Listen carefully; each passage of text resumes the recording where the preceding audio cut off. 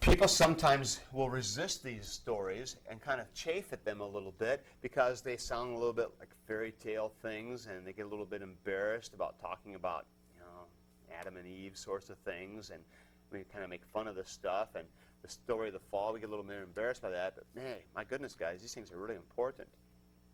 Really important.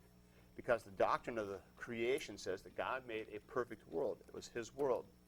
The doctrine of the fall tells us that man is the one who messed up this perfect world. So God established and created things to be just so, and they were that way, but by his choice, man is the one who messed it all up.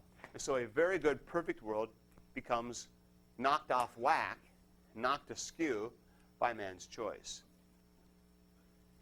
Why is that so significant? Why does that matter for us living today? How many years later?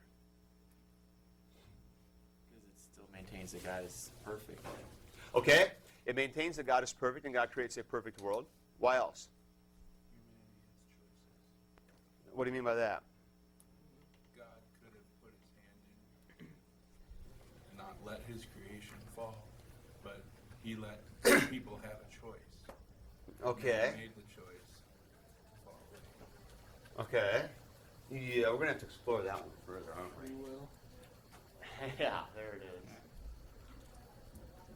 Actually, nothing I've said yet supports teaching of free will. But we'll talk about that because we need to. We'll get into that in a bit. Okay? So, why else would it matter to stress the creation and the fall? You're right. The fall indicates man's making choices, and he can still do that. I agree with that. We'll discuss that more. I think there's even more fundamental thing I'm looking for here. Well, God created out of life. Other views like evolution and stuff, creation stems out of death. Okay. All right. Good. The whole problem of death comes into here. Immediately. And this is a significant thing, because for the evolutionary system to work, it all depends on death. But if you believe what the Bible says, death is not the plan. It's an aberration. It's less than what God had intended. Not a good thing. It helps. Okay, why else? Well, today it would be important to stress the fall because without it you wouldn't need Christ. True.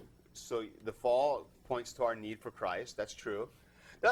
I think this is just really important because it just makes sense out of why the world is the way it is. Is the world a good place? Oh, I don't know. I go out on an early morning, the sun's coming up, the birds are singing, my dog's running around my feet, he's happy. Is the world a good place?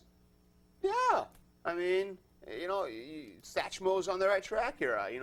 What a beautiful world. We resonate to this.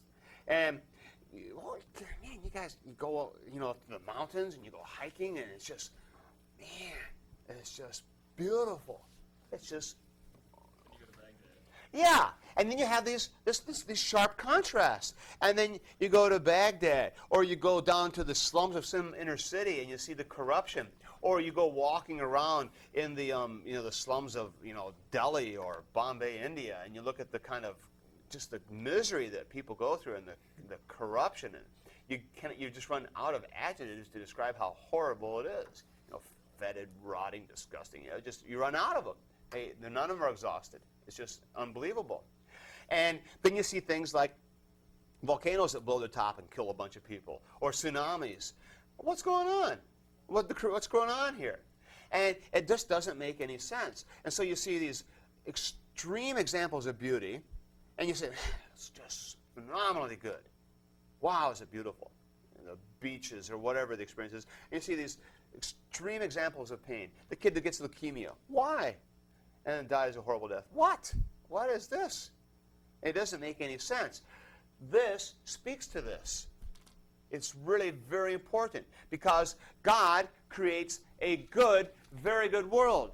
And it still is. We get vestiges of it. You get little tastes. You get little glimmers. It's God's good creation still. And every once in a while, man, you just live it, and you experience it, and you just revel in the goodness of it all. But then you turn around and say, yeah, but man, there are so many bad things. Exactly. It's broken, it's twisted, it's not quite the way it's supposed to have been. It's not working the way it should. It's sort of like when you have this fine-tuned machine, and it's running great, everything's running the way it's supposed to, and then some moron comes along and bumps the thing off whack a little bit, and the whole thing is just off a bit. It doesn't work quite right anymore. Every once in a while it's running great, but man, something's not right. That's the way it is with creation. And that's why the fall is such a very important teaching, because it speaks to why the brokenness, why the pain, why the corruption. The answer is because it's not the way it was supposed to be. It's not functioning now the way God intended it. The fall is very important because it gives us the ability to be relevant to real life situations with real people and still maintain that God is the one who created a good world. He created a good world. He created a perfect world. It's not functioning that way now, not because of his failure, but because of our failure. That's what's significant about this. And that's what I'm really driving at here, why this is relevant. This matters to real life people in real life situations. And this helps us also begin to get a better grasp of how we're supposed to think about the creation in which we live today. Is it a good creation? Yeah. It's sinful for only one reason, because we messed it up. It's broken because we broke it. The creation is not inherently evil. Inherent means what? Built in, by definition, by existence, by its very essence. Okay? So if I'm inherently a fast talker, that means it's just built in. I can't do anything about it. Okay? I'm inherently human. Well, yeah, I suppose I am. So that you can't do anything about that. But is the creation inherently evil? No. No. Creation is not inherently evil. The creation is good. It is evil by imposition. It comes from outside. It is forced on the creation. So the creation is less than what it was supposed to be. But in and of itself, it is a good creation. This is really important. Yes.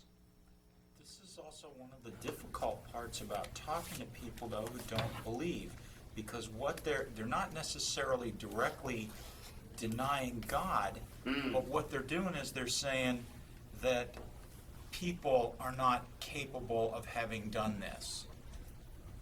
Capable of doing anything what? That the sin that one man created once could have created could have caused all these problems. Yeah. People are not that powerful. Well, actually, we are when it comes to our I'm not sinfulness. saying I Yeah, no, yeah, I agree. That is the logic there with people who refuse to believe. Well, what you need to help them realize is they need to back up and think about that when everything is functioning the way it's supposed to, things are fine. The problem with the sin of Adam and Eve is not, well, they ate some fruit.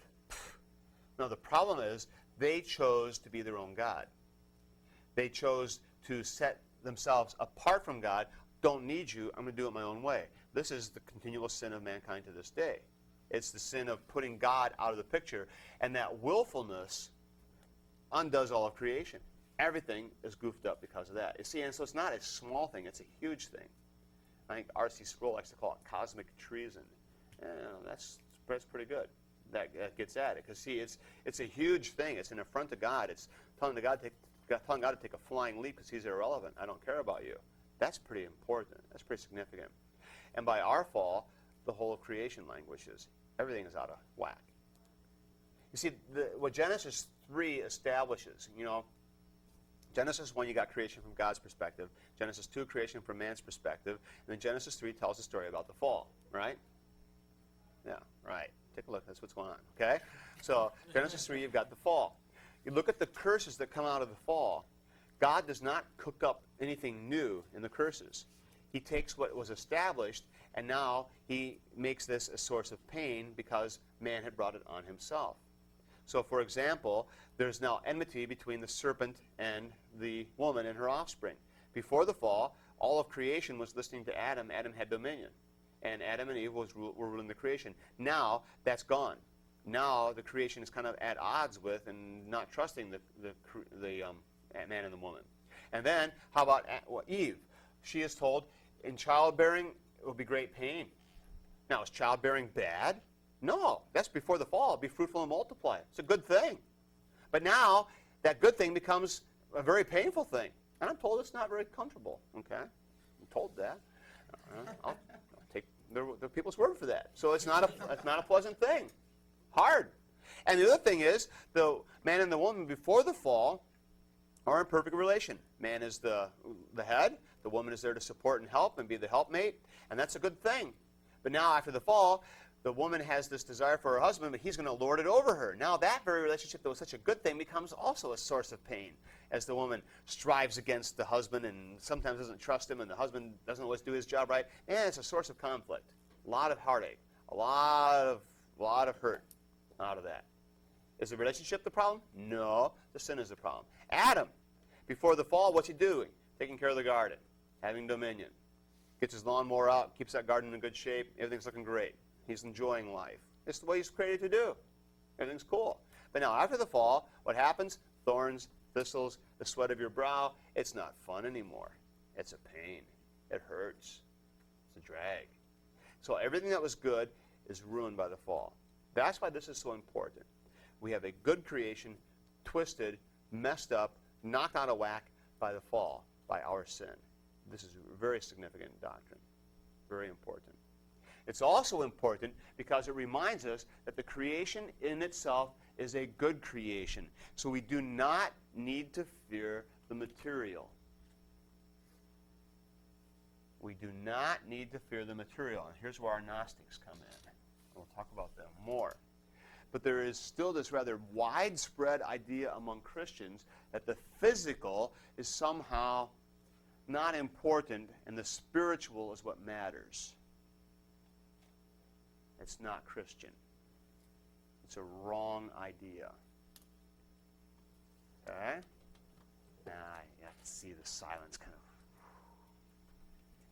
And we need to fight this one. So I'm fighting my first battle of the week here. Because the physical world is God's world. It's good. The spiritual does not have any claim of superiority over the material. They're both good.